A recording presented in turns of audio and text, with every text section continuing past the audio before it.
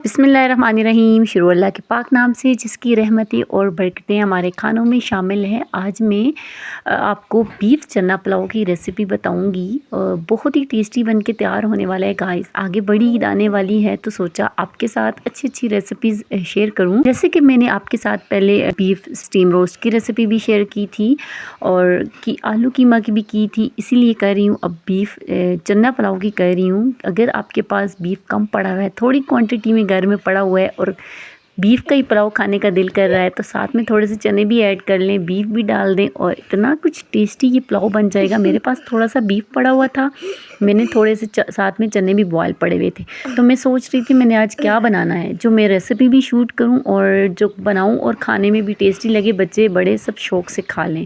تو میں جلدی سے کچن میں آ گئی۔ یہاں پہ ایک کڑاہی لے لینی ہے، اس میں 3 لارج سائز کے انین رفلی چاپ کر کے 1 کپ آئل کے اندر ایڈ کر دینا ہے۔ اب یہاں پر نا میں اچھے سے اس کو فرائی کر لوں گی۔ پیاز کو آئل کے اندر میڈیم فلیم رکھنی ہے اور تاکہ پیاز ہماری جو ہے جلے بھی نہ اور اچھے سے فرائی ہو جائے۔ ایک دم ہم نے اس کے اوپر لائٹ سا براؤن کلر لانا ہے، گولڈن براؤن نہیں کرنا کیونکہ ہم پلاؤ بنا رہے ہیں، بریانی نہیں۔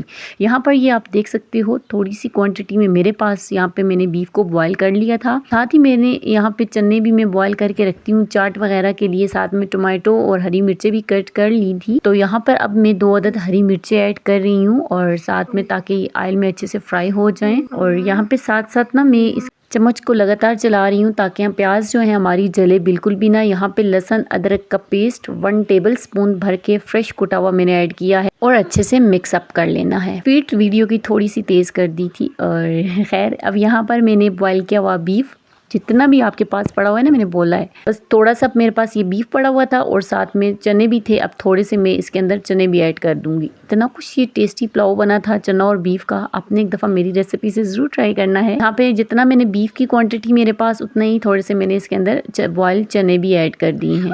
اچھا، بیف کے اندر میں نے جب اس کو بوائل کیا تھا نا تو اس کے اندر میں نے ادرک لہسن تب بھی میں نے پیس کے ڈالی تھی اور گرم مسالے بھی ایڈ کیے تھے۔ اب یہاں پر 1 ٹیبل سپون میں اس میں کٹی ہوئی لال مرچ ایڈ کروں گی میں، اس کے اندر ساتھ میں ایڈ کروں گی پلاؤ مسالہ 1 ٹیبل سپون، دھنیا پاؤڈر 1 ٹی سپون، سفید زیرہ پاؤڈر 1/2 ٹی سپون اور ٹیسٹ کے اکارڈنگ میں نے اس کے اندر نمک بھی ایڈ کر دیا ہے۔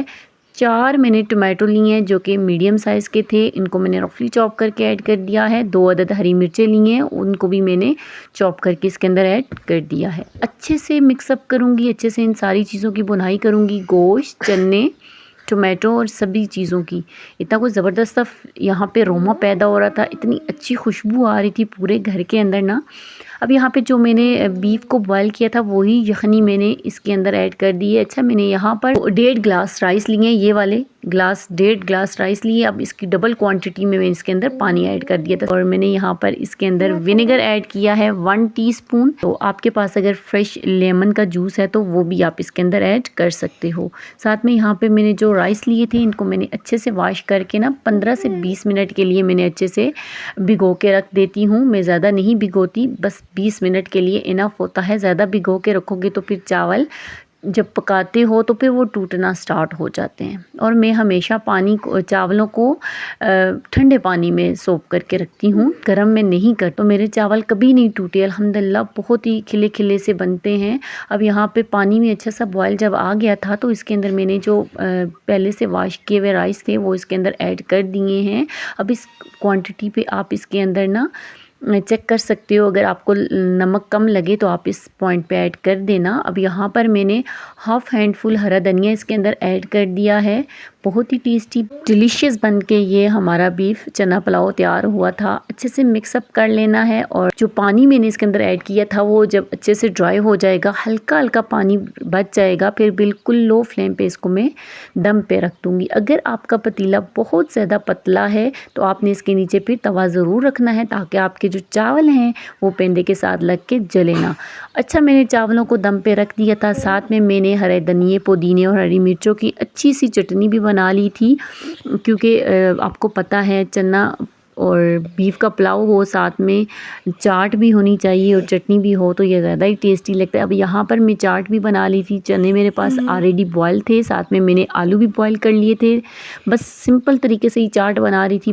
थोड़ी सी काली मिर्च फ्रेश कुटी भी डाली है, थोड़ा सा मैंने इसके अंदर नमक डाला है, थोड़ा सा चाट मसाला डाला है और बस अच्छे से मिक्सअप कर लिया। अब यहाँ पर मेरे पास दही अभी नहीं आया हुआ था क्योंकि मेरे हस्बैंड अब बाज़ार गए हुए थे। जब आएंगे आते हुए दही लेके आएंगे तो ही मैं इसके अंदर शामिल करूँगी। और यहाँ पे हमारा चना बीफ पुलाव भी बन के रेडी था। इतना टेस्टी बना है, आप चेक कर सकते हो। बहुत ही कलर भी देखो, इससे ज़्यादा पुलाव का कलर डार्क हो तो फिर वो लुक उसकी अच्छी नहीं आती। अब यहाँ पर मैंने इसको एक प्लेट में डिश आउट कर लिया है और आप चेक करते हो इसकी फाइनल लुक। इतना कुछ देखने में टेस्टी लग रहा था और खाने में तो कितना लाजवाब होगा ना, आप सोच सकते हो।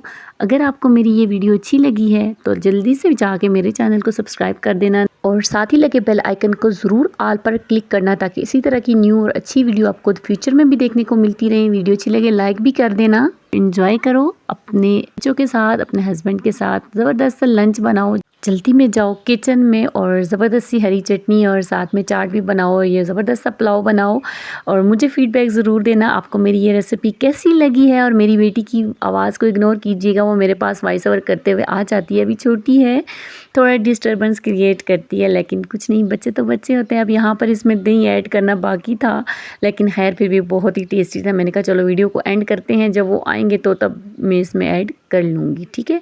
और यहाँ पे मैं दूसरा बाइट आप लोगों की खातिर ले रही हूँ। एंजॉय करें आप भी और मुझे तो में याद रखिएगा। नेक्स्ट वीडियो तक अल्लाह हाफिज़, बाय।